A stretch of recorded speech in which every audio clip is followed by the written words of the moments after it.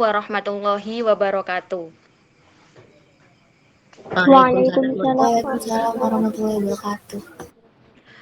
Bismillahirrahmanirrahim. Alhamdulillahirabbil alamin wa bihi nasta'in wa ala umuri dunya waddin. Wassalatu wassalamu ala asrofil anbiya'i wal mursalin sayyidina wa maulana Muhammadin wa ala alihi wa sahbihi ajma'in. Amma ba'd. Yang saya hormati kepada Kak Siva selaku pemateri pada kajian malam hari ini, dan tak lupa pula teman-teman peserta kajian kelas ilmiah yang berbahagia. Pertama-tama marilah kita panjatkan puja dan puji syukur kehadirat Allah Subhanahu wa taala yang mana telah melimpahkan rahmat, taufik serta hidayah sehingga pada malam hari ini kita dapat berjumpa di ruang Meet ini untuk melakukan kajian pada malam hari ini dengan tema tips and trick dalam menulis esai.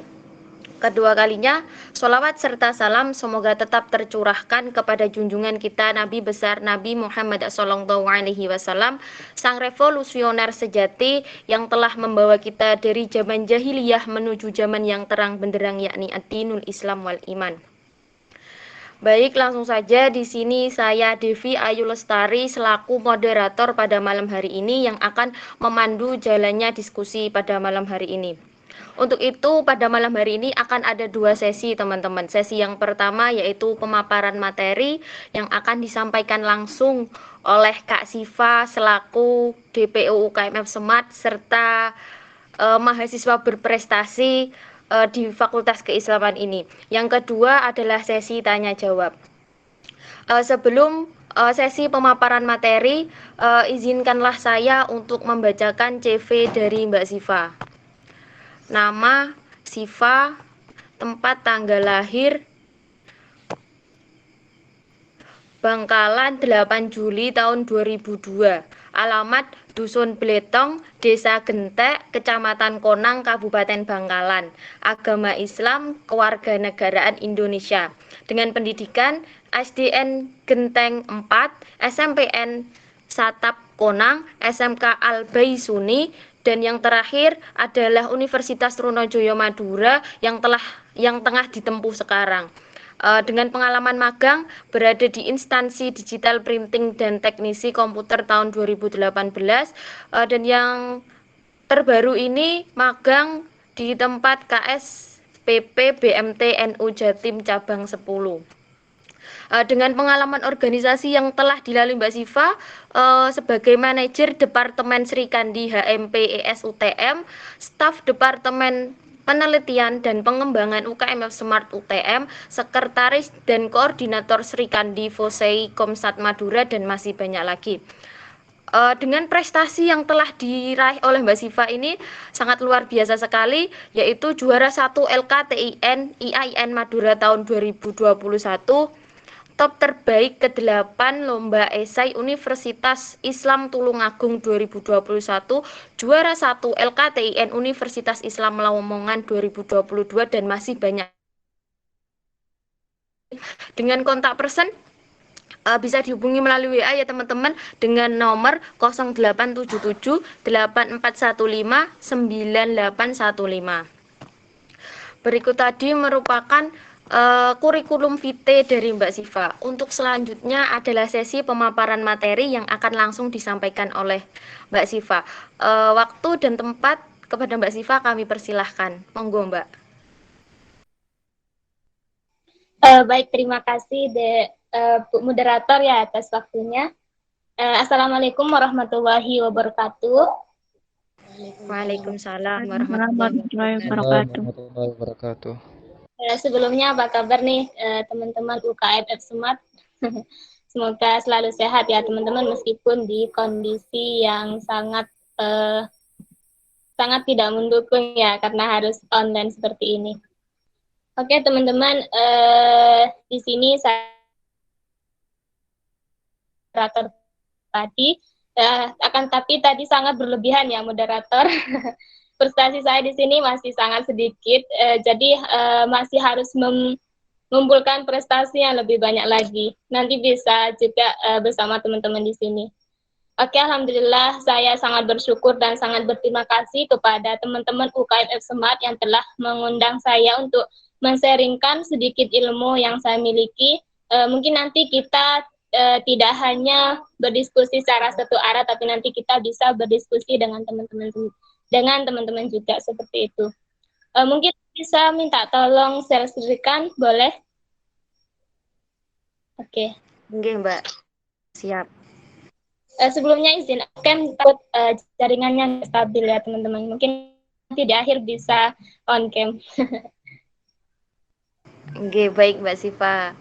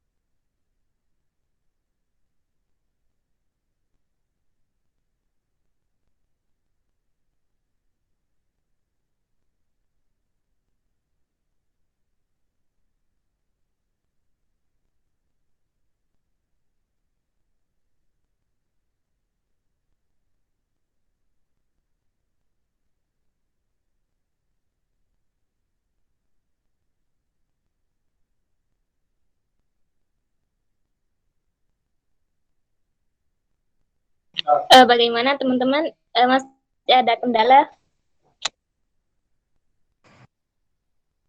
Oke, Mbak Siva, sebentar lagi mungkin operatornya masih kendala sinyal. Oke, mungkin bisa saya mulai dengan berbincang-bincang terlebih dahulu dengan teman-teman yang lain ya.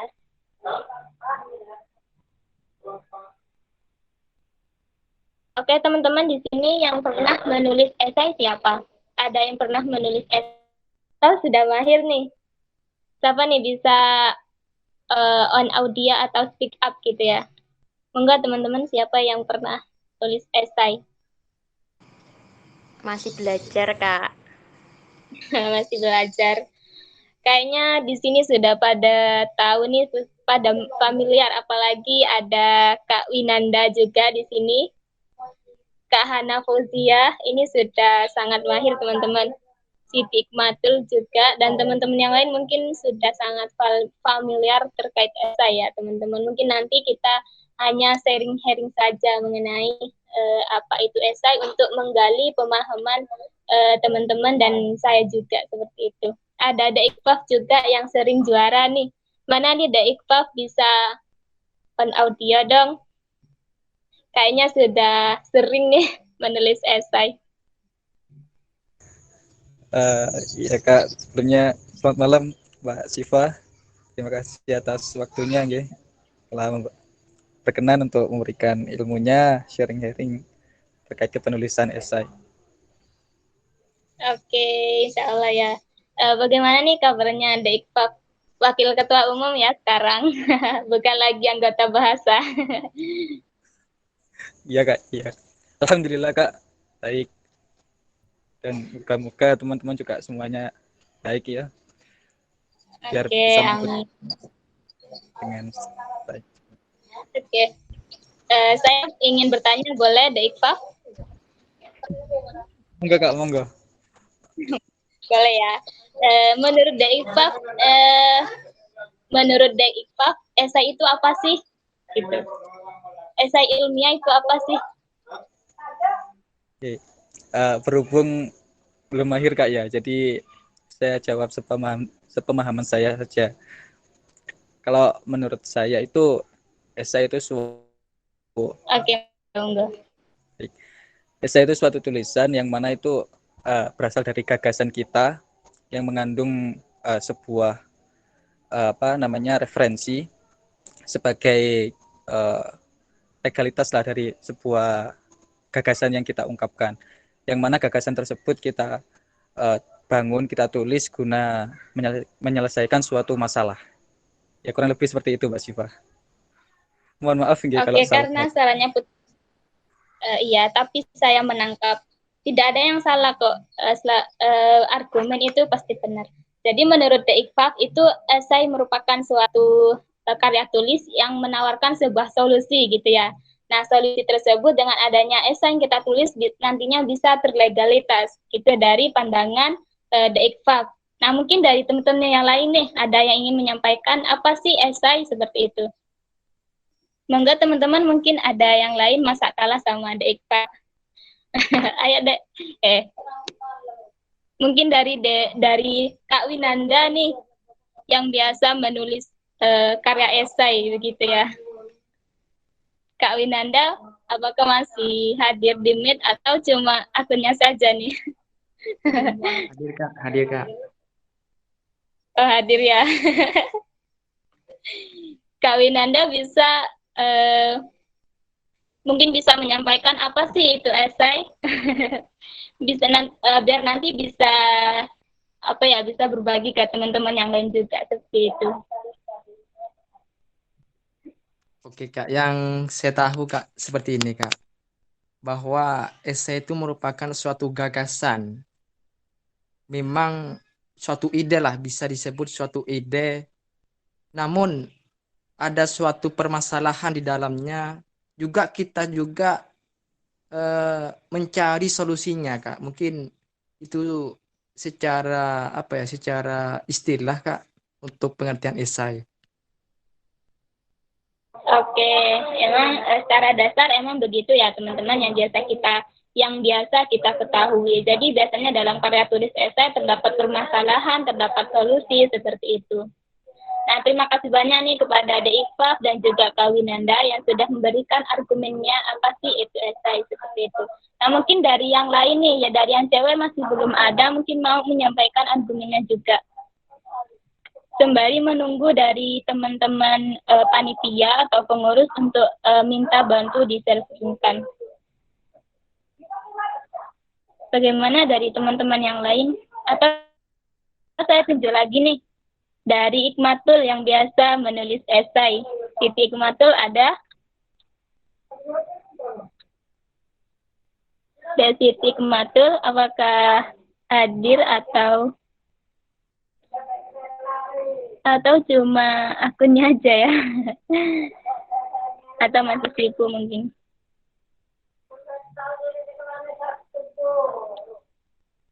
Siapa lagi di sini ya? Saya Kak. Dari teman-teman yang lain. Oke, siapa nih? Saya Devi. Oke.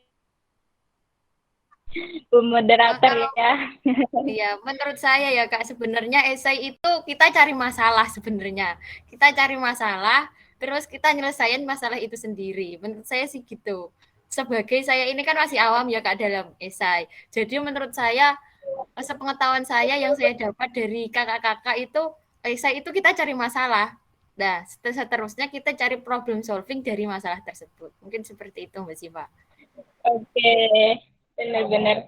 Jadi benar sih kita mencari masalah ya. Tapi masalahnya itu tidak sembarangan masalah ya teman-teman.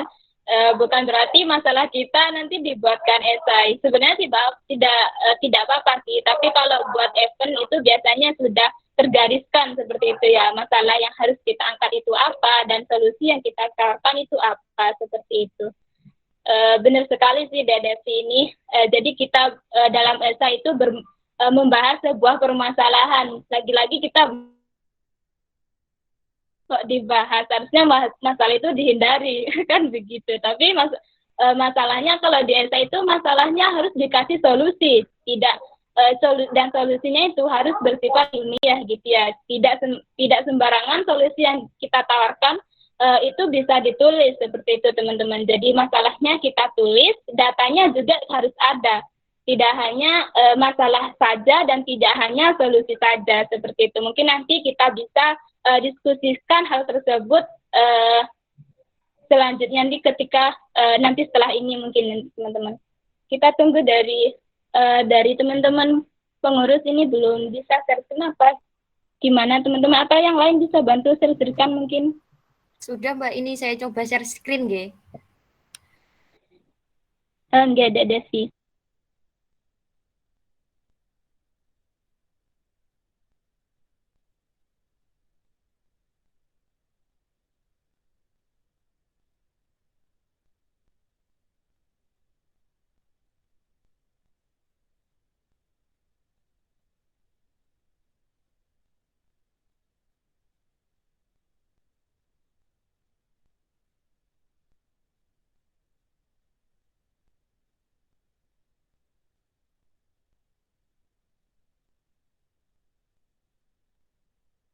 Oke, sudah tertampil ya teman-teman PPT-nya. Mungkin bisa di next slide Mbak Devi. Nah, itu hanya sebuah iklan ya teman-teman. Jadi di sini kita akan membahas sebuah esai. Nah, apa itu esai? Seperti yang sudah teman-teman sampaikan tadi, esai adalah sebuah permasalahan yang nantinya kita bisa tawarkan sebuah solusi. Biasanya seperti itu. Nah, esai di sini yang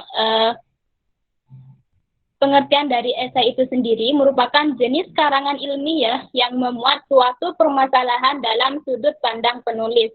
Jadi permasalahan yang kita angkat kemudian kemudian solusi yang kita tawarkan itu menurut sudut pandang kita seperti itu. Jadi nantinya solusi yang kita tawarkan harus rasional dan juga bisa diterima oleh pembaca seperti itu teman-teman. Nah selanjutnya panjang esai itu biasa terdiri dari 750 sampai 1.500 kata atau 3 sampai 4 halaman. Jadi esai itu biasanya simple teman-teman, tidak terlalu detail seperti karya tulis lainnya. Dan yang terakhir esai itu biasanya ditulis secara singkat dan juga lugas. Nah mungkin bisa next slide Desi.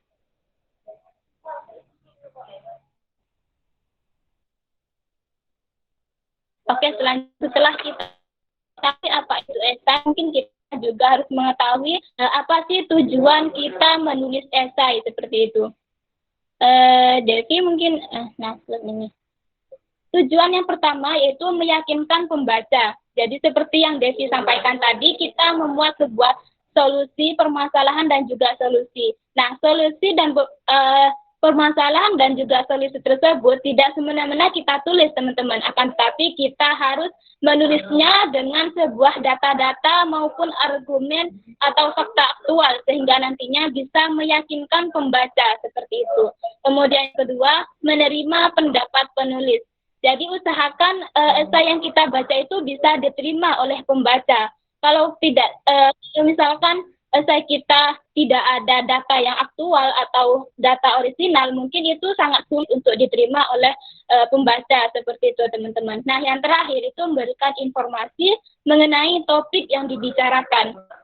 Jadi esai itu tidak hanya memuat solusi, tidak hanya dibuat untuk menawarkan solusi, akan tetapi untuk memberikan informasi bagaimana kondisi yang terjadi di masyarakat saat ini seperti itu. Mungkin bisa next slide, Devi. Nah, selanjutnya yaitu struktur kepenulisan esai. Jadi dalam esai itu terdapat struktur yang harus kita tulis. Nah, struktur tersebut tidak seperti karya tulis ilmiah yang harus mencantumkan sebuah teori pustaka, kemudian midband, itu tidak ya teman-teman. Jadi dalam esai hanya terdapat struktur utama.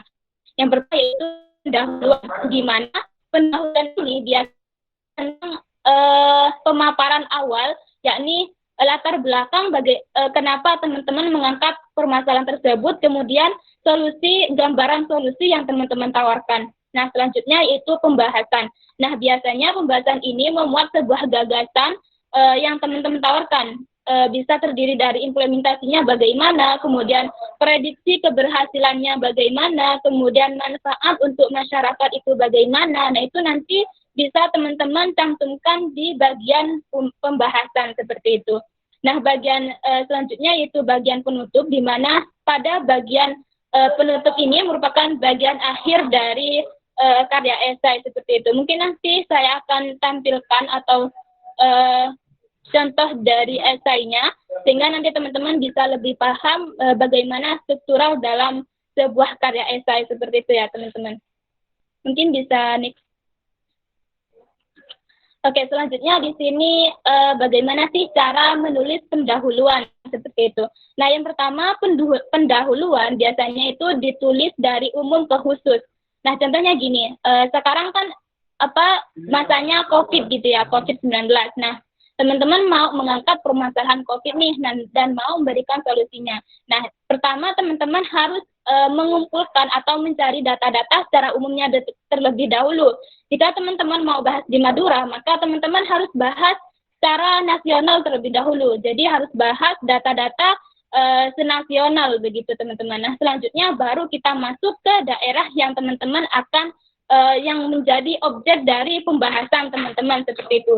Contohnya, teman-teman membahas terlebih dahulu data dari secara nasionalnya itu berapa sih angka COVID saat ini, kemudian angka kematian saat ini berapa, kemudian intinya teman-teman harus membahas secara umum terlebih dahulu. Kemudian nanti kita bahas secara khusus, kemudian mengkerucut ke bagian khususnya seperti itu. Mungkin nanti teman-teman bisa lebih paham ketika melihat contohnya gitu ya. Nanti saya akan bagikan contohnya seperti apa. Kemudian setelah teman-teman memaparkan data-data dari secara umumnya, kemudian secara khususnya itu sudah dipaparkan, baru teman-teman apa sih permasalahannya, apa sih permasalahan yang muncul dengan didukung dengan data yang sudah dipaparkan tadi seperti itu. Jadi permasalahan ini nantinya ditulis setelah pendahuluan itu, setelah data pendahuluan itu sudah tercantumkan seperti itu. Karena kalau kita tidak bahas data terlebih dahulu, kalau misalkan kebalik nih permasalahan kemudian data, itu biasanya menjadi poin kurang dapat dipercaya gitulah kalau biasanya di F1 itu juri melihat datanya terlebih dahulu kemudian permasalahannya seperti itu. Kalau misalkan permasalahan terlebih dahulu kemudian kurang sistematis seperti itu teman-teman. Nah, kemudian selanjutnya yaitu solusi terdahulu. Nah, jika ada esai teman-teman itu lebih bagus jika dicantumkan solusi terdahulunya. Jika teman-teman biasanya kita mengacu pada solusi yang sudah ada seperti itu. Misalkan nih saat ini kan karena adanya COVID, UMKM banyak yang mengalami kekurangan modal. Nah, oleh karena itu dari pemerintahan dikasih bantuan berupa bantuan langsung tunai. Nah, dengan adanya bantuan langsung tunai tersebut belum secara maksimal manfaatnya belum secara maksimal dirasakan oleh UMKM, harus mengurus administrasi, baik itu administrasi, intinya dari administrasi tersebut bisa menyulitkan masyarakat untuk mendapatkan BLT, misalkan seperti itu. Nah, itu solusi terdahulunya itu kemudian kelemahannya masyarakat tidak merasakan manfaat dari BLT tersebut. Nah, itu bisa nanti teman-teman cantumkan di pendahuluan seperti itu. Kemudian yang terakhir baru teman-teman bisa mencantumkan solusi teman-teman yang ditawarkan. Kemudian solusi yang ditawarkan di sini itu hanya sebatas dasarnya aja teman-teman. Nanti untuk secara detailnya bisa bisa dijelaskan atau dipaparkan di bagian pembahasan seperti itu. Jadi selanjutnya itu beri kalimat penguat. Jadi kalimat di sini sangat sangat berdampak gitu ya, sangat berfungsi di bagian pendahuluan ini. Dicantumkan setelah solusi teman-teman. Jadi solusi yang saya tawarkan bla bla bla, kemudian baru dengan adanya solusi tersebut dia mampu mempercepat pemulihan ekonomi pasca pandemi, contohnya seperti itu. Jadi setelah adanya solusi, kita kasih penguat agar pembaca itu lebih percaya terhadap solusi yang kita tawarkan, seperti itu teman-teman. Kemudian next mungkin. Nah selanjutnya bagaimana sih cara menulis pembahasan atau penulisan pembahasan itu seperti apa? Jadi dalam sebuah pembahasan itu biasanya mendeskripsikan solusi yang kita tawarkan, baik itu dari implementasinya seperti apa, kemudian konsepnya seperti apa, dan manfaatnya bagi masyarakat itu seperti apa, kemudian stakeholder yang kita ajak kerjasama itu siapa aja. Nah itu nanti bisa kita bahas di bagian pembahasan seperti itu. Mungkin bisa next slide, Dek Desi. Nah, selanjutnya bagaimana nih cara penulisan kesimpulan? Nah, yang pertama, teman-teman dapat dapat menuliskan sebuah kesimpulan itu adalah penjawab dari persoalan. Jadi biasanya kesimpulan itu sangat berhubungan dengan rumusan masalah teman-teman. Jadi bagaimana sih rumusan masalah teman-teman? Nantinya kesimpulan ini bisa diambil dari jawaban rumusan masalah tersebut. Dan yang biasa kita lakukan itu kesimpulan mengcopy paste dari pendahuluan dan pembahasan. Itu biasanya yang biasa saya lakukan sebenarnya sih dari sebelum-sebelumnya itu saya seperti itu. Jadi saya mengcopy paste pendahuluan dan juga pembahasan itu dikolaborasi. Nah sebenarnya kesimpulan itu tidak seperti itu teman-teman. Kesimpulan tidak lagi membahas tentang pendahuluan, tidak lagi membahas tentang pembahasan, akan tetapi kesimpulan itu adalah jawaban dari persoalan yang teman-teman angkat seperti itu. Kemudian yang kedua, teman-teman bisa nih memberikan saran, merekomendasi saran apa sih yang teman-teman kasih agar solusi yang teman-teman tawarkan ini bisa terwujud. Misalkan kita harus bekerja sama dengan stakeholder ataupun pengembangan platform yang kita buat itu seperti apa. Nah, itu nanti bisa teman-teman kasih atau cantumkan di bagian kesimpulan seperti itu.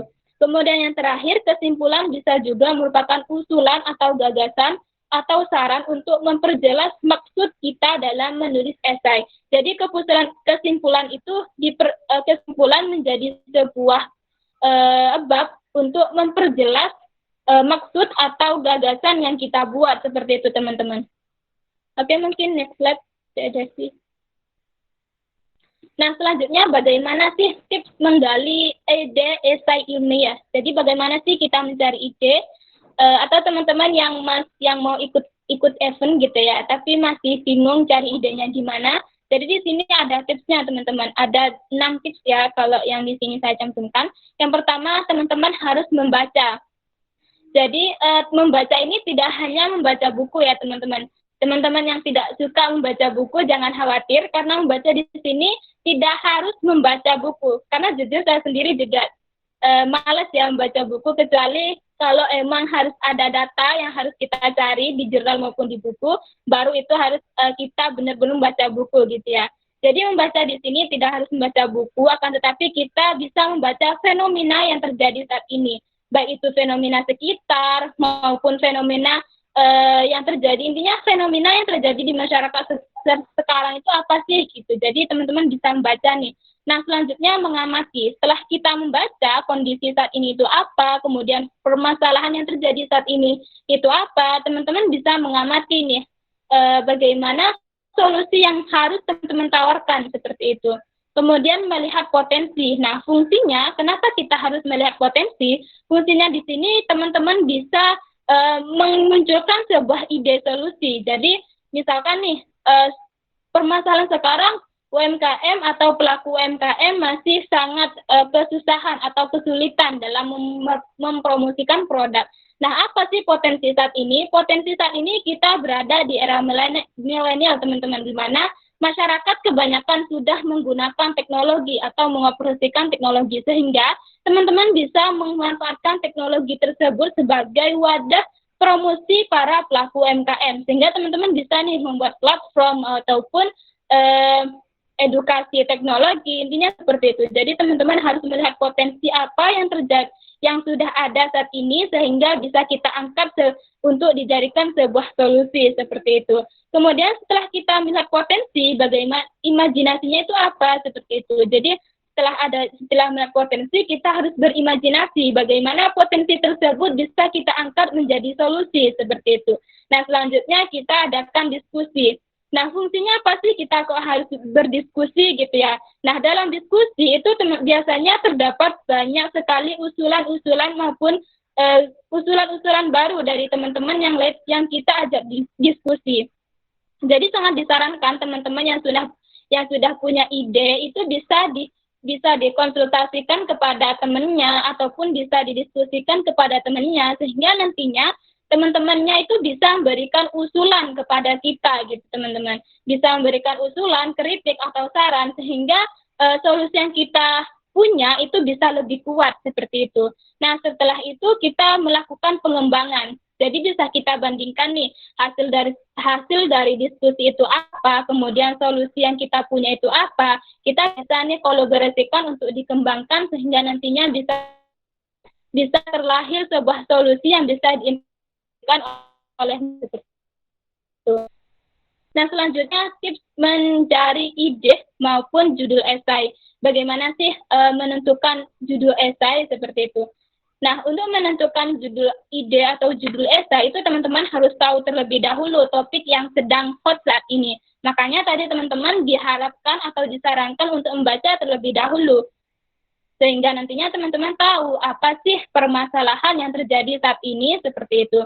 Kemudian yang kedua, kaitkan dengan bidang esai yang ada. Jadi teman-teman bisa melihat nih esai kakak-kakaknya maupun jurnal-jurnal, sehingga teman-teman bisa bandingkan solusi yang saat ini sudah ada itu apa, kemudian solusi saya itu apa. Jadi nanti teman-teman bisa bandingkan mana yang lebih kuat. Jika solusi teman-teman masih lemah daripada solusi yang sudah ada, maka teman-teman bisa nih kembangkan lagi seperti itu.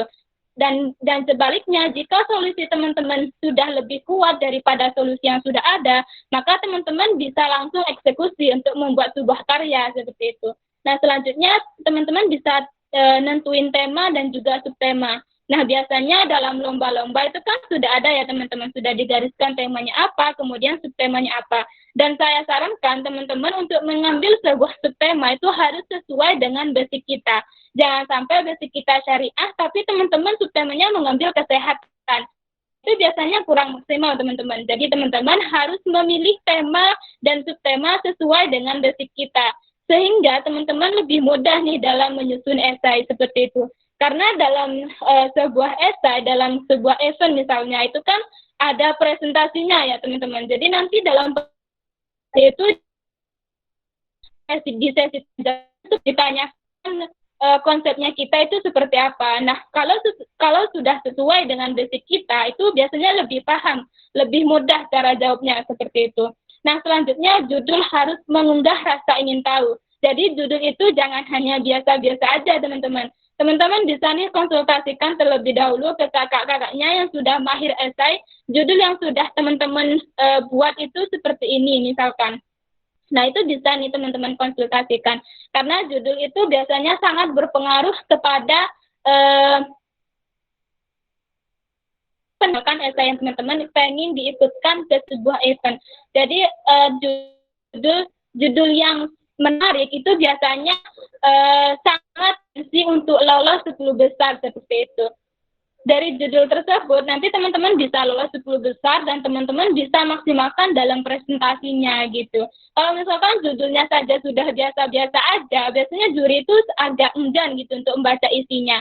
Makanya biasanya teman-teman atau saya sendiri itu agak sulit untuk masuk 10 besar kalau misalkan judul kita itu hanya biasa-biasa aja teman-teman. Mungkin ada lagi Devi?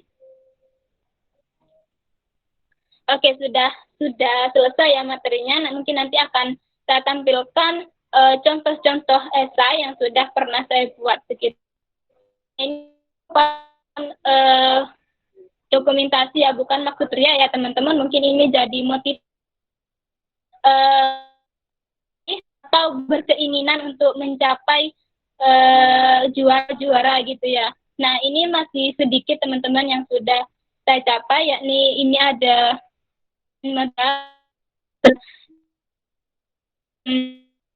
karya, ada juara-juara yang sudah pernah saya raih, alhamdulillah. Dan ini berkat saya belajar dari UKM Semat gitu ya. Jadi teman-teman jangan enggan untuk belajar, jangan terus untuk belajar gitu ya teman-teman. Bonus dari menulis ini tidak hanya ilmu teman-teman.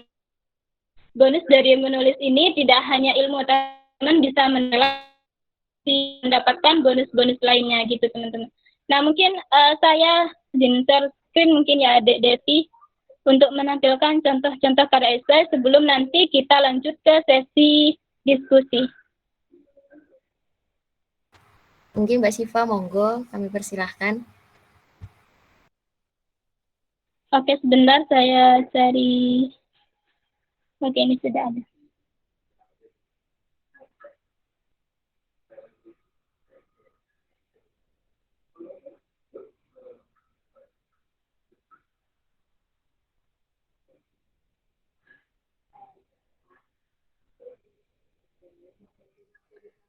Oke, saya izin share screen teman-teman. Saya pakai teman-teman karena laptop saya lagi error.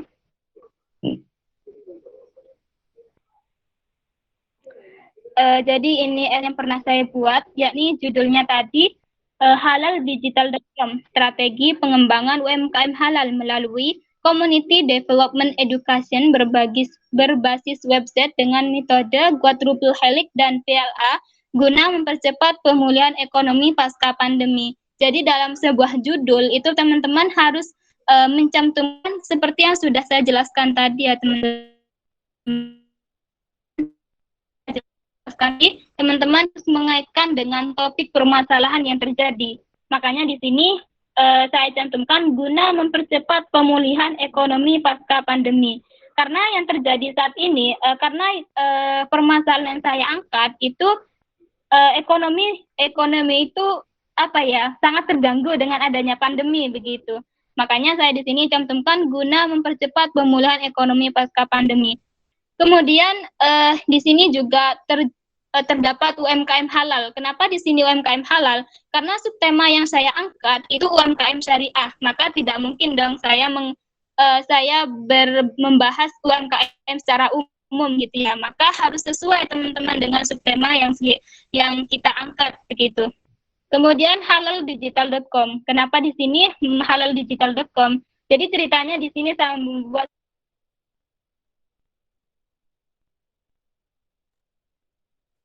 untuk dibuat semenarik mungkin, makanya di sini tercantumlah sebuah nama halaldigital.com seperti itu. Jadi nanti teman-teman bisa nih membuat sebuah nama platformnya itu semenarik mungkin jika teman mau membuat platform gitu. Nah selanjutnya di sini saya masuk ke pendahuluan. Nah seperti yang sudah saya sampaikan tadi, pendahuluan itu harus tematik umum ke khusus. Makanya di sini saya menjelaskan data-data secara nasional terlebih dahulu. Contohnya teman-teman bisa lihat di sini, pandemi yang terjadi sejak awal tahun 2020 sangat pada kondisi ekonomi Indonesia. Nah, di sini saya membahas kondisi ekonomi Indonesia terlebih dahulu sebelum masuk ke secara khususnya.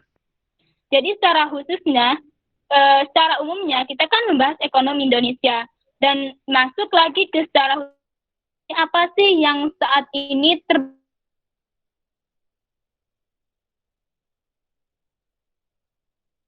yang menjadi solusi yang menjadi permasalahan seperti kita sudah menjelaskan pendahuluan secara umumnya, kemudian kita MK sendiri. Jadi UMKM-nya di sini ternyata sangat banyak gitu ya. Potensinya itu sangat besar dan juga dan ternyata pada pandemi ini permasalahannya itu juga besar juga seperti itu sehingga harus ada solusi. Nah, apa sih solusi terdahulunya? Nah, di sini telah ada UMKM halal yang bisa kita manfaatkan untuk untuk pemulihan ekonomi seperti itu. Karena dibalik adanya UMKM halal itu kita lihat potensi kita seperti itu, sehingga saya mengangkat UMKM halal sebagai solusi kita tawarkan. Solusi yang kita bahas terlebih dahulu.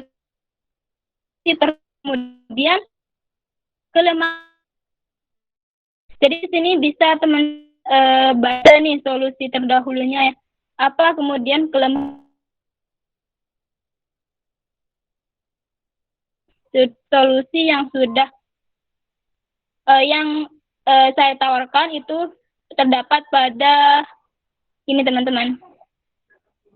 Jadi saya menawarkan sebuah solusi community development education. Jadi ada website seperti itu. Karena apa? Kenapa saya mengaitkan itu dengan website? Karena melihat Islam Indonesia juga sebagai negara teknologi itu sudah masuk pada era teknologi. Makanya saya kaitkan komunitas ini dengan website seperti itu. Nah, setelah itu teman-teman bisa kasih kata penguat, kalimat penguat. Nah, ini teman-teman, dengan adanya solusi terdapat dengan adanya solusi tersebut, ini tipe ya teman-teman. Dengan adanya solusi tersebut dapat mengatasi permasalahan UMKM di Indonesia guna mempercepat pemulihan ekonomi pasca pandemi. Nah, itu merupakan merupakan kalimat penguatnya teman-teman. Nah, selanjutnya bisa kalau misalkan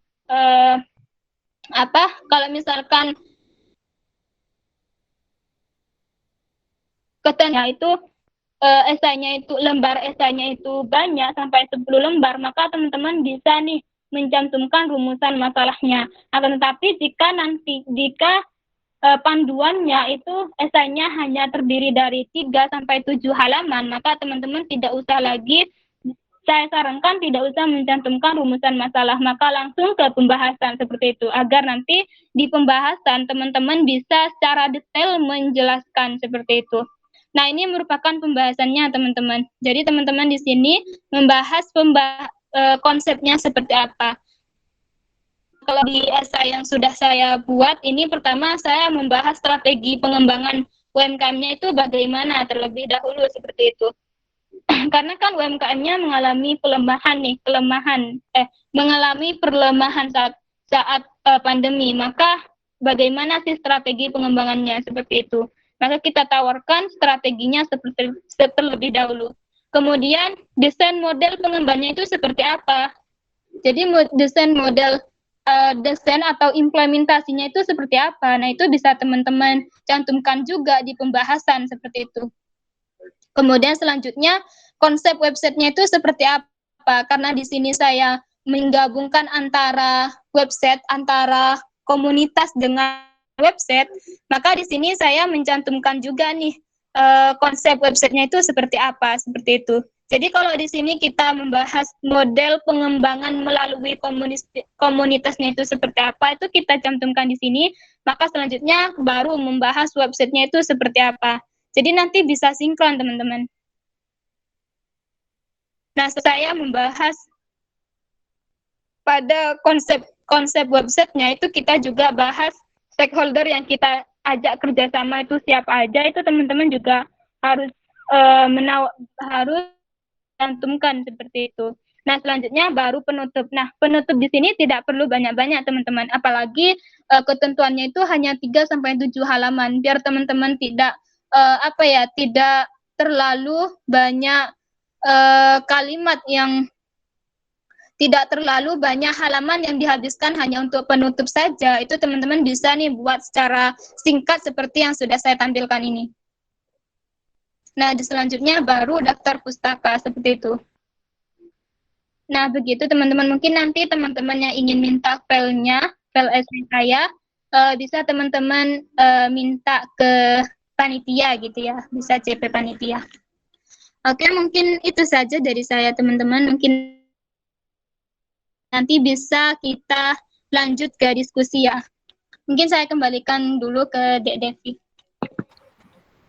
Oke, baik Mbak Siva, terima kasih atas penyampaian materi yang sangat luar biasa.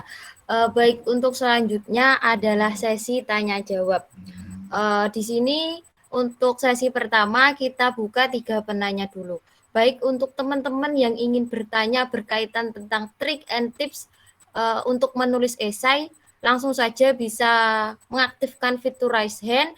Untuk selanjutnya bisa langsung mengungkapkan pertanyaan yang akan ditanyakan. Monggo kepada teman-teman yang ingin bertanya, kami persilahkan.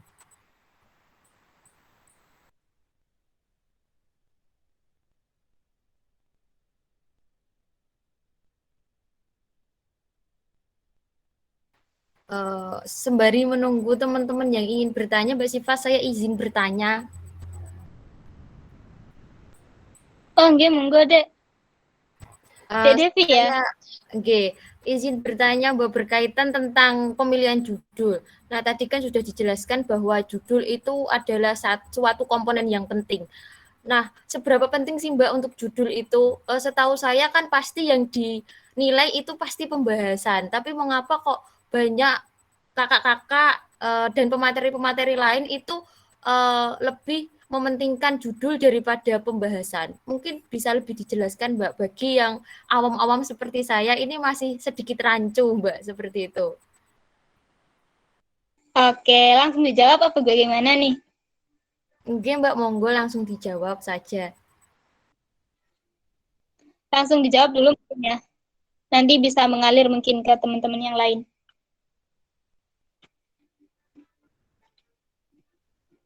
Oke, saya jawab ya teman-teman. Jadi mengapa sih judul itu sangat urgent kita bahas atau sangat urgent kita dibuat secara menarik gitu ya. Jadi kenapa teman-teman harus membuat judul semenarik mungkin? Karena yang yang biasa dilihat pertama kali oleh juri itu adalah judul. Rasionalnya gini teman-teman.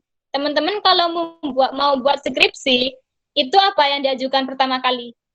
Judul nggak ya? Judul kan?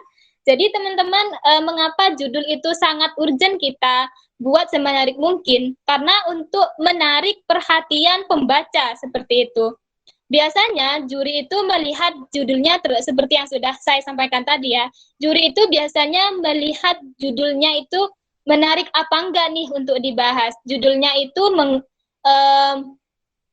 menarik kita untuk membahas isinya apa enggak. Kalau misalkan judulnya cuma biasa-biasa aja, itu teman-teman biasanya juri sudah enggan untuk membaca gitu teman-teman. Misalkan nih, juri melihat dari judulnya saja sudah salah. Bagaimana mau melihat isinya seperti itu. Jadi judul itu seperti brand karya tulis kita seperti itu Dek Devi. Jadi mengapa judul itu sangat urgent kita buat semenarik mungkin. Mungkin gitu sih Dek Devi. Mungkin ada feedback lagi mungkin. Oke Mbak, terima kasih. Izin bertanya lagi Mbak. Berarti lebih tepatnya menanggapi Mbak. Berarti untuk judul itu sebagai pembuka gerbang juri untuk membaca karya kita gitu ya Mbak?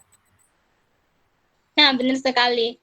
Jadi biasanya juri itu seperti itu, melihat judulnya terlebih dahulu daripada isi kita seperti itu. Daripada isi karya tulis kita mungkin gitu. Gitu. Oke Mbak Siva, terima kasih untuk jawabannya. Ini ada masuk Mbak satu penanya dari teman kita dengan nama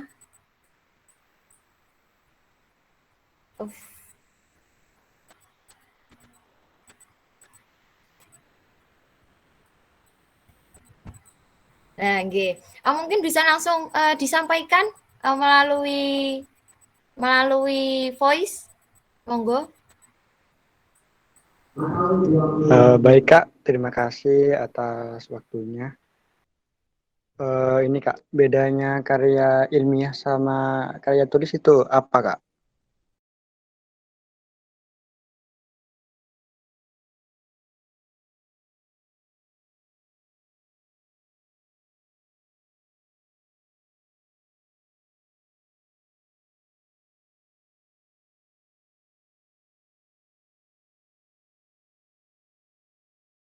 sih bedanya karya ilmiah dan juga karya tulis ilmiah gitu ya. Jadi teman-teman, karya tulis ilmiah itu merupakan karya yang sudah kita tulis, kemudian karya ilmiah itu merupakan hasil dari karya tulis ilmiah itu sendiri. Misalkan nih, teman-teman menulis sebuah karya tulis ilmiah tentang memberikan solusi kepada permasalahan dengan sebuah platform. Nah, kemudian teman-teman tidak platform deh, sebuah makanan misalkan. Nah, teman-teman misalkan mau mengangkat sebuah solusi dengan menawarkan sebuah ramuan kesehatan untuk membasmi pandemi gitu ya. Nah, jadi karya tulis yang teman-teman tulis itu merupakan karya tulis. Kemudian jamu yang teman-teman hasilkan itu merupakan karya ilmiah hasil dari karya tulis tersebut. Mungkin secara dasarnya seperti itu, Dek Fadail ya, Dek Fadail. Mungkin masih ada feedback. Oke, mungkin kepada ini Fadail, teman kita Fadail ini bisa memberikan feedback, bisa menanggapi jawaban dari Kak Siva. Monggo. Oh gitu Kak. Ini Kak, di sini kurang jelas Kak, soalnya rame banget Kak. Agak kurang ini. Maaf ya Kak. Oke, tapi jelas apa tidak nih jawaban dari saya? Atau mungkin saya nanti ada notulensinya nggak nih, Dek Devi? Oke Mbak, mungkin nanti di belakang akan ada kesimpulan dari moderator. Oh baik Kak. Terima kasih Kak atas jawabannya. Oke, sama-sama Dek Fadail. Oke, mungkin ini ada yang raise hand ya dari Ketum. Ya, ini dari Ketum. Pak Ketum kita, Pak Wahyu Rosi, monggo bisa langsung mengungkapkan pertanyaannya.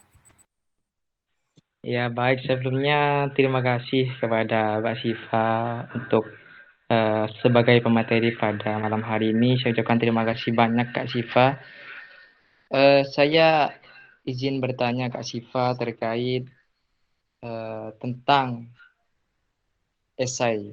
Yang pertama terkait menulis esai, yaitu ada beberapa tahapan yang memang kita perlu terapkan ataupun kita sampaikan. Yang pertama, kita harus berpikir tentang hal-hal tema yang kita angkat. Jadi saya bertanya Kak, bagaimana cara kita berpikir kritis atas tema yang akan kita angkat?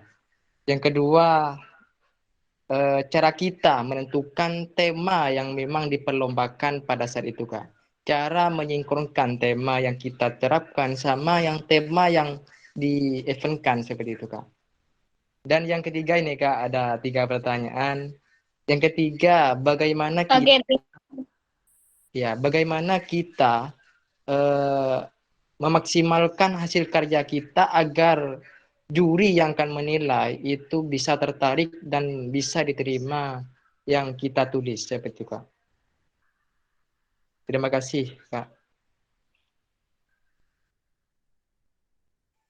Oke, sama-sama. Dek Devi mungkin bisa dibacakan lagi ya pertanyaan.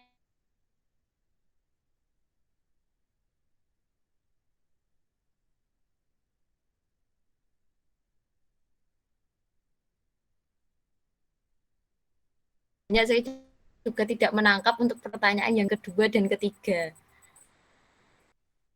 Oke, berarti mungkin bisa dimulang ya, Dek Wahyu Rosi.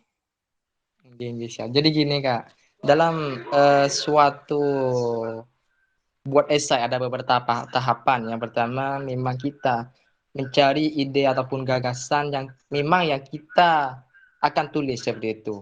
Jadi pertanyaannya, bagaimana cara kita, mungkin ada tips dan triknya ini Kak, terkait cara kita berpikir kritis atas permasalahan-permasalahan yang memang kita angkat seperti itu Kak. Yang kedua, cara kita menyinkronkan antara tema yang kita tulis, misalkan saya punya ide gagasan misalkan tentang pemulihan ekonomi di pasca pandemi seperti itu Kak. Cara kita menyinkronkan atas judul ataupun karya kita dengan event yang memang ada beberapa tema yang memang dipilih Kak seperti itu. Dan yang ketiga Kak, cara kita mempertarikan juri ataupun cara kita apa ya istilahnya itu Kak, cara kita memperhatikan ataupun menyiapkan karya esai kita untuk bisa diterima oleh pihak juri itu seperti apa Kak gitu. Mungkin ya ada tips and triknya Kak seperti itu. Oke, sudah dapat dipahami untuk pertanyaan yang pertama ya. Jadi tadi bagaimana sih tips agar kita lebih kritis gitu ya untuk menghadapi atau untuk memberikan solusi terhadap sebuah permasalahan. Jadi mungkin saya sarankan nih kalau tips dari saya itu perbanyak membaca. Jadi kalau saya tadi jelaskan kita hanya bisa membaca sebuah fenomena yang terjadi sekitar, itu teman-teman kalau ingin lebih kritis, itu teman-teman bisa juga nih membaca buku maupun jurnal-jurnal. Karena dengan begitu nanti teman-teman bisa melihat nih solusi yang pernah ada itu apa, kemudian solusi yang pernah ditawarkan oleh para penulis lain itu apa. Jadi dengan begitu teman-teman bisa lebih kritis dengan untuk membuat sebuah solusi ataupun gagasan seperti itu. Jadi sangat disarankan teman-teman untuk membaca, tidak hanya membaca sebuah fenomena, kan tetapi juga membaca sebuah jurnal maupun buku-buku seperti itu. Nah, selain itu teman-teman bisa juga melihat potensi yang ada saat ini. Seperti yang sudah saya sampaikan tadi, teman-teman sangat disarankan untuk mengetahui apa sih potensi di objek yang akan teman-teman bahas seperti itu. Kayak misalkan teman-teman mau membahas atau mau meneliti di Madura. Jadi teman-teman harus tahu potensi di Madura itu apa, sehingga nanti teman-teman bisa menawarkan potensi tersebut, mengangkat potensi tersebut menjadi sebuah solusi, begitu teman-teman. Jadi ada dua hal tadi yang sangat urgent untuk teman-teman untuk nantinya teman-teman bisa lebih kritis dalam menanggapi sebuah permasalahan. Dan yang pertama membaca, kemudian yang kedua yaitu melihat potensi sekitar. Gitu. Mungkin itu untuk pertanyaan pertama. Kemudian untuk pertanyaan kedua, itu tadi apa tadi Dek Devi? Bagaimana cara menyinkronkan karya tulis kita? Mungkin yang dimaksud ide kita itu Mbak. Ide kita dengan event yang akan diikuti Mbak. Menyinkronkan esai kita dengan event yang kita ikuti gitu ya. Nah, biasanya dalam event itu kan ada sih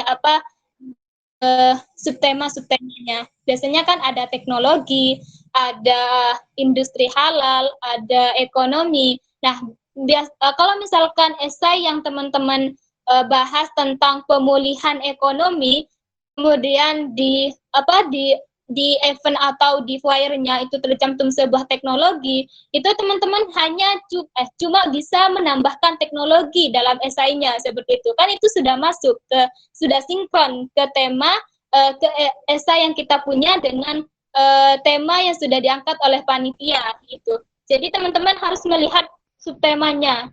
Jadi jangan hanya mematok pada tema saja, kan tapi teman-teman juga lihat subtemanya apa. Namun yang perlu digarisbawahi itu teman-teman juga menyinkronkan dengan temanya juga teman-teman. Kalau misalkan temanya tentang pemulihan ekonomi pasca pandemi, maka teman-teman jangan membahas dengan misalkan jangan membahas bagaimana mengembangkan masyarakat di era society begitu. Jadi teman-teman harus melihat itu juga, harus melihat tema dan juga subtemanya. Dan bagaimana sih cara menyinkronkannya seperti pertanyaan tadi. Maka cara menyinkronkan esai yang kita punya dengan tema dan subtema yang sudah ada itu memang kalau misalkan tidak benar-benar sesuai, maka teman-teman harus menambah datanya seperti itu, menambah data, kemudian nanti bisa mencarikan solusi dengan data yang sudah ada tersebut. Jadi tidak boleh nih teman-teman, tidak boleh semena-mena esai kita tentang healing gitu ya, kayak seperti yang sudah Deikfak buat kemarin, esai kita tentang healing, kemudian tema yang sudah ada, tema event kita tentang UMKM. Sebenarnya itu bisa teman-teman disinkronkan. Kan healing itu berkaitan dengan penyembuhan diri. Maka teman-teman bisa nih kaitkan dengan UMKM, kayak semisal UMKM itu bisa dibuat sebuah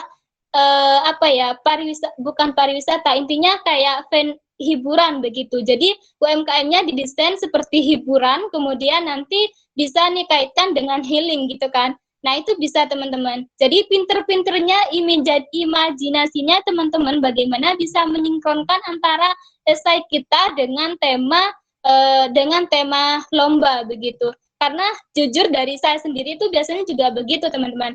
Saya punya esai, tapi tema dan subtemanya kok beda. Nah, itu teman-teman bisa berimajinasi lagi bagaimana sih bisa menyinkronkan esai kita dan tema lomba ini. Nah, itu bisa nih teman-teman tambahkan data, kemudian teman-teman tambahkan solusinya begitu. Jadi bisa teman-teman lebih kembangkan lagi begitu teman-teman. Nah, selanjutnya begitu Derosi gitu ya. Nah, terakhir tadi itu bagaimana agar esai kita itu diterima oleh juri gitu ya. Lagi-lagi kita bahas data teman-teman. Kalau misalkan data yang kita cantumkan itu sudah orisinil, sudah aktual, itu pasti juri tidak akan merem gitu ya, tidak akan merem melihat karya kita. Jadi juri itu akan melihat datanya juga. Kalau misalkan teman-teman mencantumkan di esai itu hanya sebatas deskripsi opini dari teman-teman saja, itu masih sangat sulit untuk diterima oleh juri. Karena juri itu biasanya juga melihat datanya teman-teman.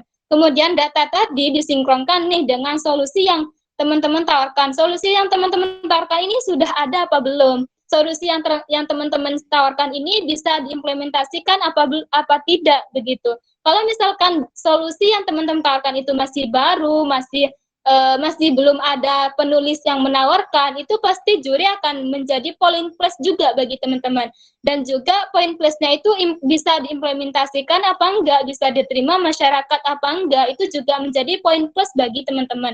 Kalau misalkan solusi yang ditawarkan teman-teman itu tidak bisa dijangkau masyarakat, misalkan gini, teman-teman mau memberikan solusi di pedesaan, akan tetapi teman-teman menggunakan platform, dan tentunya di pedesaan kan masih banyak nih masyarakat yang belum tahu atau mengoperasikan teknologi. Nah, itu kan biasanya sulit tuh untuk diimplementasikan oleh masyarakat. Maka hal tersebut akan menjadi poin min juga bagi juri seperti itu. Jadi teman-teman harus memberikan penawaran solusi yang bisa mudah diimplementasikan oleh masyarakat.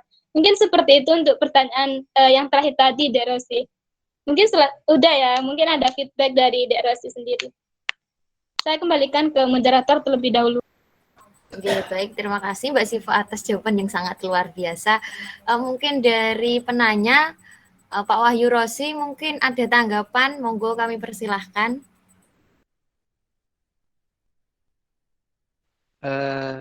Alhamdulillah sudah paham Kak Siva. Terima kasih banyak Kak Siva atas jawabannya. Oke, sama-sama. Oke, baik. Sedikit ya saya menyimpulkan dari jawabannya Mbak Siva tadi. Kita itu apabila tema dan subtema yang nantinya harus kita korelasikan dengan ide kita. Selain itu kita juga harus memperbanyak bahan bacaan kita. Nah, bahan bacaan itu nanti menjadi acuan dari juri untuk menilai hasil karya kita itu. Nah, dan jangan lupa juga untuk solusi yang akan kita tawarkan sebisa mungkin harus bisa diimplementasikan di dunia masyarakat ini. Mungkin seperti itu. Baik, untuk selanjutnya ini ada yang raise hand. Mbak Hana, monggo bisa langsung mengungkapkan pertanyaannya. Baik, terima kasih moderator. Di sini saya mau bertanya, sebagai penulis ya kan, kalau mau menulis esai itu sebenarnya kita itu kebingungan, mau menulis dari ide dulu baru masalah, atau masalah dulu baru ide. Karena kalau kita berangkat dari ide, kita itu biasanya kesulitan dalam penyusunan saran dari Kak Siva sendiri bagaimana caranya biar lebih mudah. Enaknya ide dulu atau masalah dulu? Terima kasih. Oke, baik. Terima kasih Mbak Hana atas pertanyaannya. Mungkin dari Mbak Siva bisa langsung ditanggapi. Monggo Mbak Siva.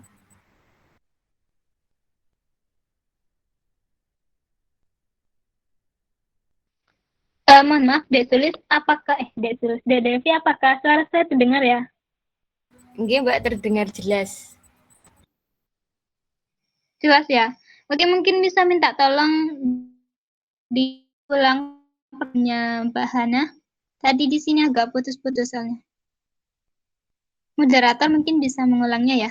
Oke, yang saya tangkap tadi mungkin itu lebih baik ide dulu atau kita ikut lomba dulu. Seperti itu Mbak Hana. Salah deh. Oke, ini masih putus-putus. Mungkin bisa diulangi Mungkin Mbak. bisa minta tolong tuliskan di kolom chat ya. Tak tulis di chat aja.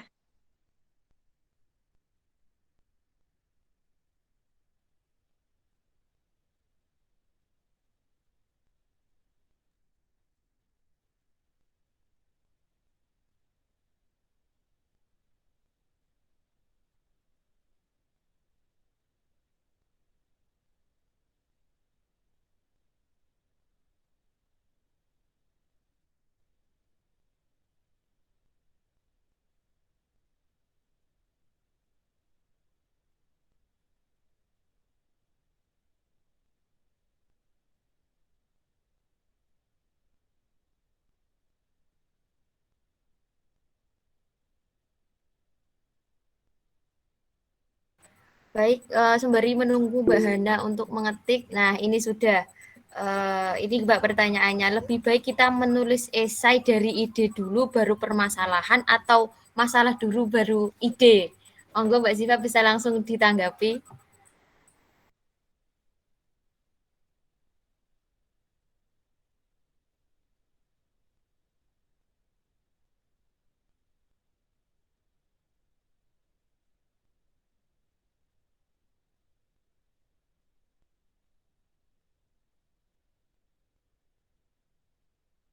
Oke, mohon maaf teman-teman tadi masih kendala sinyal.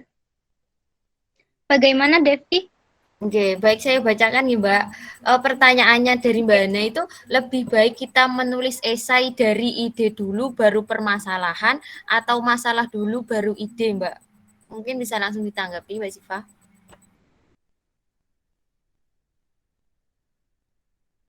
Oke, pertanyaannya judul dulu apa ide gitu ya?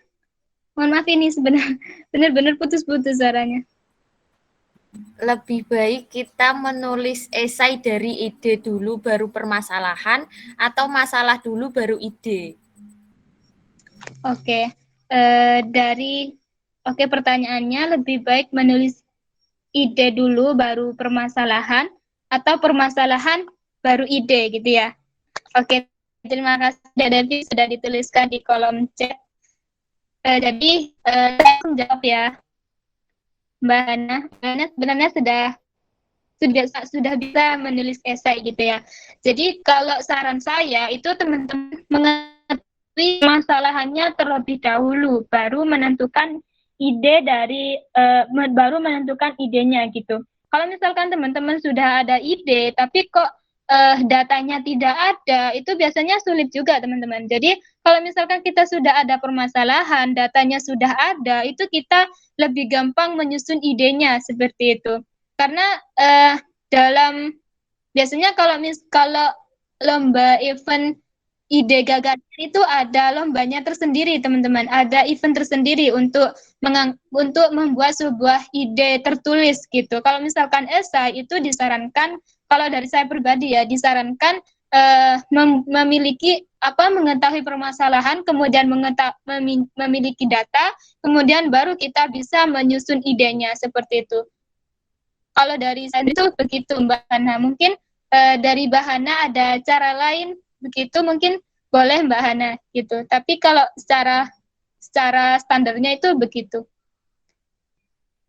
Apalagi untuk pemula itu sangat disarankan mengetahui permasalahan terlebih dahulu. Kalau untuk Bahana mungkin boleh sih ya, ide terlebih dahulu baru permasalahan.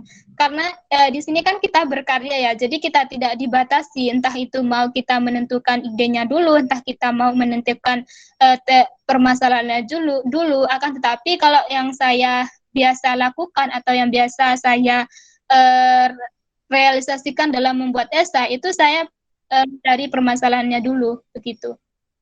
Itu sih dari Devi, mungkin dari Mbak Hana nanti ada feedback.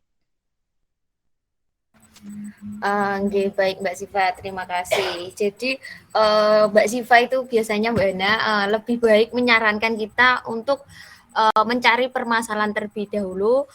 Untuk selanjutnya kita mengumpulkan data yang relevan yang berkaitan tentang permasalahan yang akan kita ambil. Nah, selanjutnya kita mengimplementasikan permasalahan itu dengan problem solving yang akan kita usulkan. Seperti itu. Mungkin Mbak Hana ada tanggapan, monggo. Baik, terima kasih pemateri. Sebenarnya mungkin ini juga jadi permasalahan teman-teman juga, karena kadang kalau misalnya kita udah punya ide, ternyata kita ini sudah nyari data itu kadang nggak nemu. Mungkin ada solusi ya, sebaiknya kalau kita sudah dapat ide terus nggak punya data itu sebaiknya diteruskan saja atau cari ide lain gitu. Mbak Siva. Oke, solusinya gitu ya. Kita sudah punya ide, akan tapi kita tidak menemukan data. Nah, biasanya teman-teman, kalau misalkan teman-teman kesulitan dalam mencari data, itu kan ada banyak metode dalam mengumpulkan data ya, teman-teman. Kalau teman-teman tidak mencari data secara observasi gitu ya, secara wawancara kepada teman-temannya. Nah, itu kan bisa teman-teman. Jadi tidak selamanya teman-teman bisa mencari datanya itu di jurnal-jurnal, di buku-buku. Itu biasanya sulit teman-teman. Kalau misalkan teman-teman ada ide kemudian mencari data, itu biasanya sulit kalau mencari pada data yang sudah ada. Kalau misalkan teman-teman mencari lagi secara manual, istilahnya gitu, mencari lagi metode mengumpulkan datanya seperti observasi, wawancara, itu lebih gampang menurutku. Jadi teman-teman bisa mengumpulkan data melalui metode-metode yang bisa teman-teman lakukan sendiri, begitu. Kalau saran saya sih gitu. Karena emang ya kita sudah punya ide, akan tetapi kita tidak punya data yang relevan, itu kan emang sih ya. Jadi teman-teman bisa cari datanya sendiri, gitu. Kalau dari saya begitu sih Mbak Hana. Mungkin dari Mbak Hana ada tips juga bisa berbagi ke adik-adiknya nih. Oke, baik, terima kasih. Mungkin dari Mbak Hana ada tanggapan, monggo. Alhamdulillah pemateri dan moderator sudah sangat-sangat dapat dipahami. Oke, makasih juga Mbak Hana atas sharing-sharingnya ya. Oke, baik, terima kasih. Mungkin satu kali lagi penanya, monggo.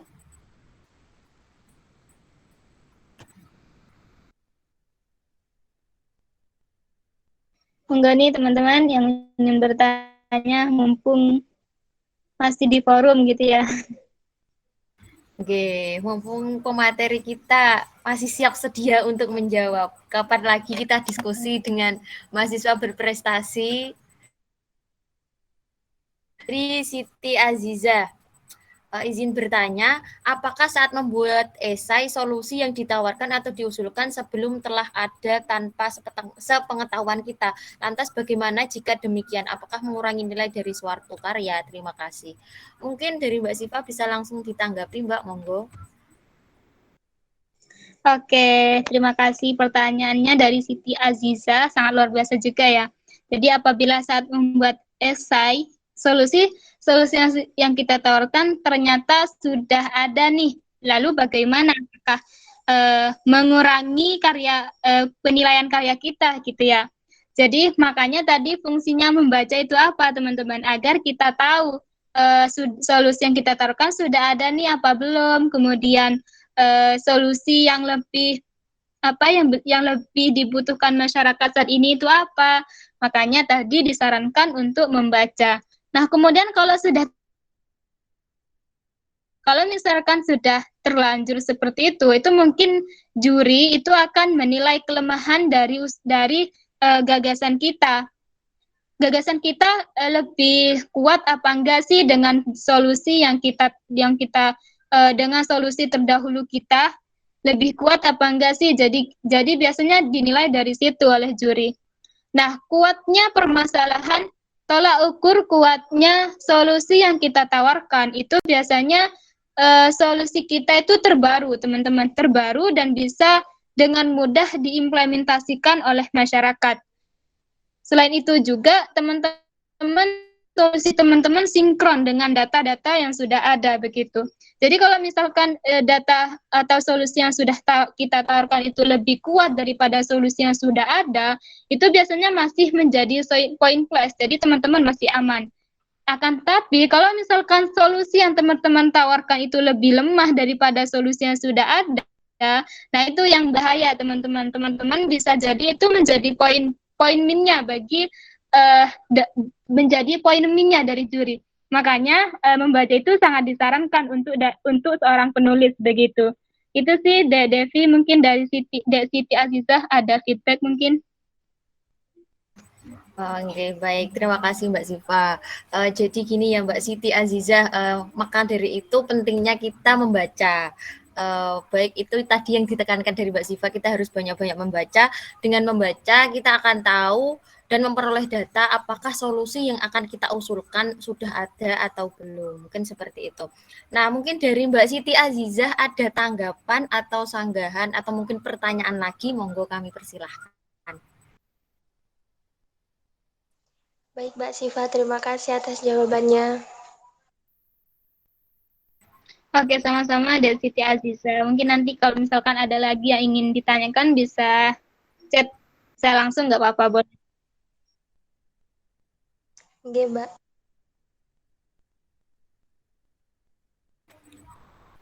Oke, baik. Terima kasih. Mungkin atau ada pertanyaan lagi dari teman-teman?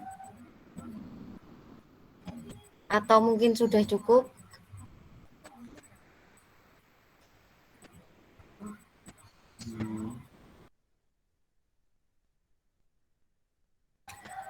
Sebelumnya saya izin bertanya nih Kak Siva, sebelum penutup ini.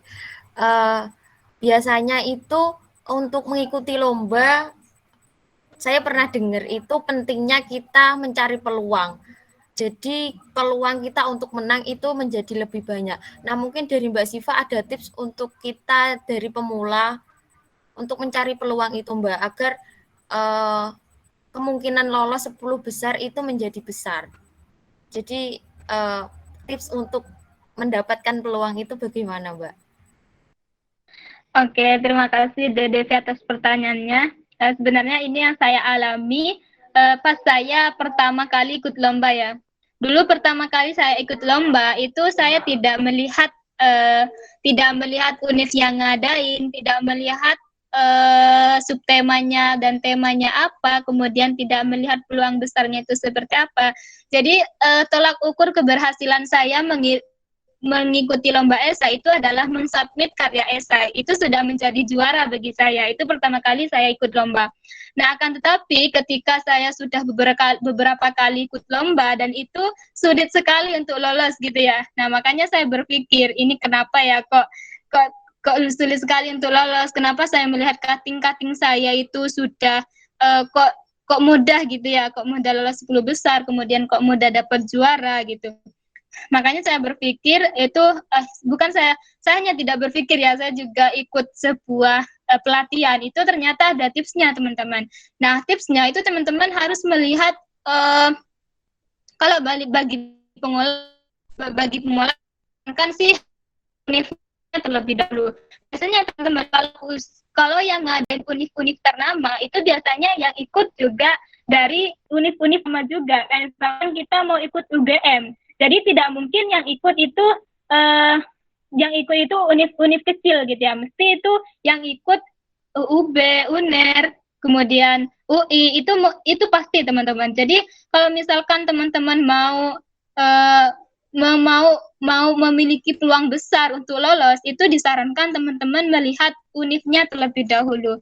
Kalau misalkan ya univ kecil terlebih dahulu, mengasah skill kita. Jadi jangan langsung terbang tinggi gitu ya, jangan langsung terbang tinggi, kan tapi kita mulai dari bawah terlebih dahulu, mulai ikut lomba dari univ kecil terlebih dahulu, sehingga nanti kita terasah, baru kita ikut univ ternama gitu ya. Kemudian yang kedua, teman-teman bisa melihat tema dan subtemanya.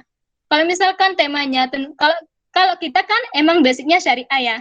Jadi seperti yang saya sampaikan tadi, jangan sampai teman-teman mengambil tema atau subtema tentang kesehatan. Nah, itu sangat jauh sekali. Kecuali teman-teman emang punya partner yang emang basicnya di kesehatan, maka bisa nih digabungkan atau dikolabkan antara syariah dengan kesehatan. Itu biasanya jadi poin plus. Jadi teman-teman kalau misalkan tidak punya partner kesehatan, maka teman-teman jangan langsung mengambil kesehatan gitu ya, karena itu sangat berpengaruh terhadap karya kita begitu. Kemudian yang ketiga, kita melihat peluang lolosnya.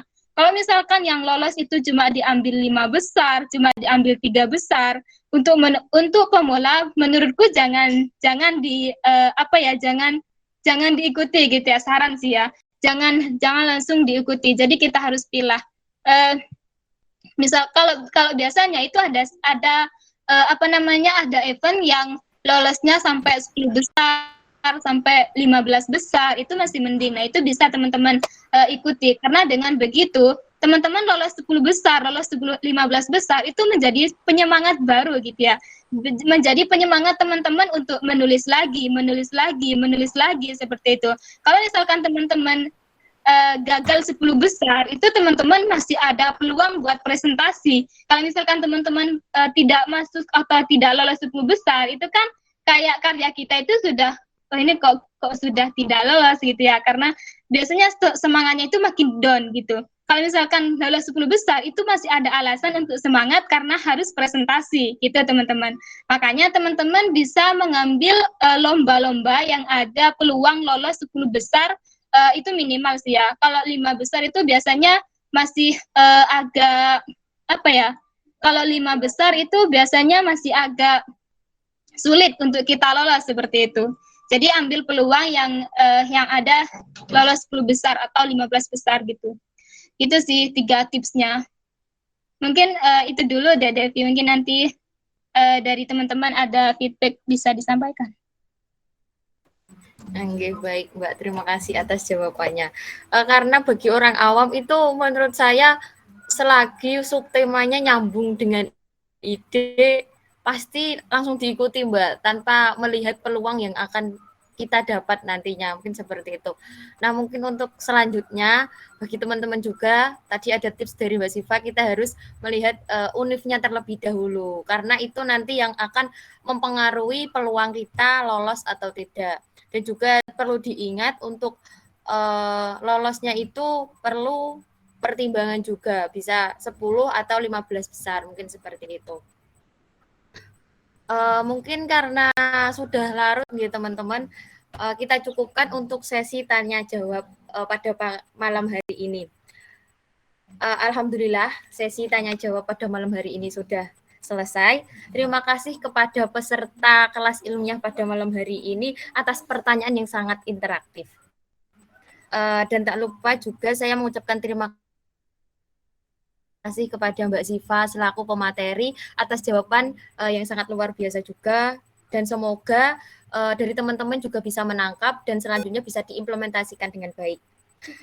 Sebelum saya tutup kajian pada malam hari ini, mungkin dari Mbak Siva selaku pemateri ada closing statement atau kata-kata penyemangat dan motivasi bagi teman-teman agar lebih semangat lagi untuk berkarya. Mungkin monggo kepada Mbak Siva, monggo. Oke, kata-kata sedikit dari saya mungkin buat penyemangat dari teman-teman. Jadi teman-teman menulislah teman-teman, karena dengan menulis teman-teman akan dikenang sepanjang masa. Teman-teman ketika teman-teman sudah tidak ada, tapi tulisan kita masih ada, teman-teman masih dikenang oleh masyarakat luas seperti itu. Karena melihat dengan penulis-penulis yang saat ini kayak seperti siapa nih seperti siapa nih penulis yang sudah tiada ya seperti penulis-penulis ada kan, tetapi tulisannya masih ada, maka itu dikenang teman-teman. Jadi ketika teman-teman mau dikenang sepanjang masa, maka teman-teman menulislah seperti itu. Mungkin itu sih penyemangat dari saya. Mungkin teman-teman bisa nanti lebih semangat lagi karena menulis tidak hanya dikenang sewaktu-waktu saja, akan tetapi bisa dikenang sepanjang masa seperti itu. Oke, baik. Terima kasih kepada Kak Siva atas motivasi yang telah diberikan. Baik, sedikit saya menyimpulkan, esai merupakan jenis karangan ilmiah yang memuat suatu permasalahan dalam sudut pandang penulis. Tujuan dari menulis esai itu sendiri adalah meyakinkan pembaca, menerima pendapat penulis, menerima informasi mengenai topik yang dibicarakan. Nah, struktur dari esai itu sendiri berupa pendahuluan, pembahasan, dan penutup. Dan tak lupa juga kata-kata motivasi dari Kak Siva, menulis nah karena penulis selamanya akan dikenang. Seperti itu. Baik, terima kasih kepada Kak Siva selaku pemateri yang telah memberikan ilmunya pada kita semua di malam hari ini. Semoga ilmu yang telah diberikan bisa bermanfaat dan kemudian dapat kita implementasikan dengan baik. Terima kasih juga tak lupa saya ucapkan kepada teman-teman peserta kajian pada malam hari ini yang telah bertahan dari awal sampai akhir kajian ini. Sekian yang dapat saya sampaikan pada malam hari ini. Kurang lebihnya dalam penyampaian saya mohon maaf yang sebesar-besarnya. Saya Devi Ayu Lestari selaku moderator pamit undur diri. Akhirul kalam. Wassalamualaikum warahmatullahi wabarakatuh. Waalaikumsalam. Waalaikumsalam warahmatullahi wabarakatuh. Terima kasih teman-teman dan mohon maaf ya jika saya ada salah kata ataupun materi yang kurang jelas. Mungkin nanti bisa teman-teman lanjut. Oke, terima kasih banyak juga Devi.